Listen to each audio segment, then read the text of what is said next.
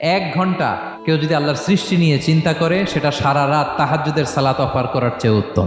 আমরা অনেকে মনে করি শুধু তাসবিহ পড়াই ইবাদত, শুধু কোরআন তেলাওয়াতই মনে হয় ইবাদত, শুধু কিয়ামুল লাইল করা ইবাদত। কিন্তু বিশ্বনবীর সাহাবী, যিনি ইসলাম আমাদের চেয়ে ঢের বেশি বুঝেছেন, তিনি বলেন আল্লাহর এই সৃষ্টি শৈলী, এই সৃষ্টি নৈপুণ্য নিয়ে 1 ঘন্টা চিন্তা করা, ক্রিটিক্যাল থিঙ্কিং করা, সারা রাত নফল তাহাজ্জুদের চেয়েও সেরা। সূরা আলে ইমরানের 190 নম্বর আয়াতে আল্লাহ তাআলা বলেছেন, যারা আকাশ বাতাস পৃথিবী সৃষ্টি নিয়ে চিন্তা করে এবং সর্ব অবস্থায় আল্লাহ তাআলার জিকির করে এবং তারা তাফাক্কুর করে, ক্রিটিক্যাল থিঙ্কিং করে এবং তারা বলে মা খালাকতা হাযা বাতিলা, হে আল্লাহ তুমি অনর্থক কিছু সৃষ্টি করো নাই।